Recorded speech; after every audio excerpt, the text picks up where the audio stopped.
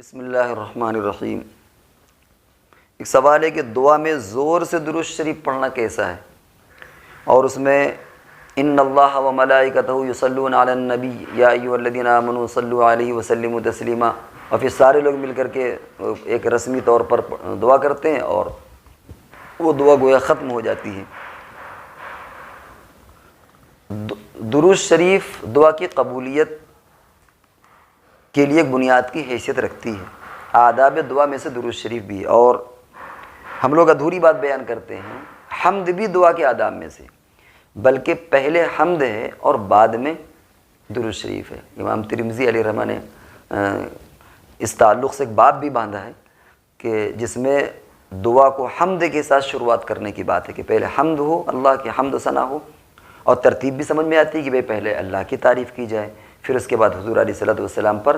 درود شریف پڑھا جائے۔ یہی معاملہ اختتام کا بھی ہے کہ جب دعا ختم ہو تو پہلے حضور علیہ الصلوۃ والسلام پر درود شریف پڑھی جائے، اور سب سے اخیر میں اللہ تبارک و تعالیٰ کے حمد اور ثنا کے ساتھ اس دعا کا اختتام ہو۔ تو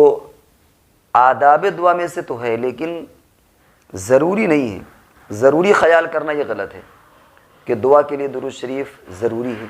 اور یہ جو جہرن والی بات ہے یہ تو قطعاً ضروری نہیں ہے، اور یہ بھی رسم اور بدعت کے قبیل میں سے ہے۔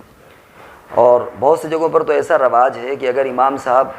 زور سے درود شریف اور خاص طور سے ان اللہ و ملائکتہ یصلون علی النبی نہ پڑھیں تو کہیں ان کو امامت سے نکال دیا جائے، یا ان پر کوئی ٹھپا اور لیبل لگا دیا جائے۔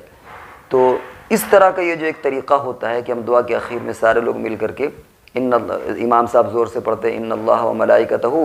اور پھر اس کے بعد سارے لوگ مل کر کے درود شریف پڑھتے ہیں اور وہ دعا کو اختتام، یہ ایک محض رسم ہے۔ یہ طریقہ شریعت سے ثابت نہیں ہے، اور اس کی کوئی حیثیت شرعی اعتبار سے، شرعی نقطہ نظر سے اس کی کوئی حیثیت نہیں ہے۔ یہ طریقہ بدعت ہے، اور ضروری سمجھنا یہ غلط ہے۔ باقی دعا کے آداب میں سے ہے کہ دعا کو حمد ثنا سے، اس کے بعد درود شریف پڑھے، پھر اختتام میں بھی اسی طریقے سے نبی اکرم صلی اللہ علیہ وسلم پر درود شریف پڑھے، اور پھر اس کے بعد اللہ کے حمد ثنا کریں اور دعا ختم کریں۔ لیکن یہ زور سے سمجھنا، زور سے پڑھنا، یا ان اللہ و ملائکتہ کو لازم سمجھ لینا، یہ بدعات کے قبیل سے ہے۔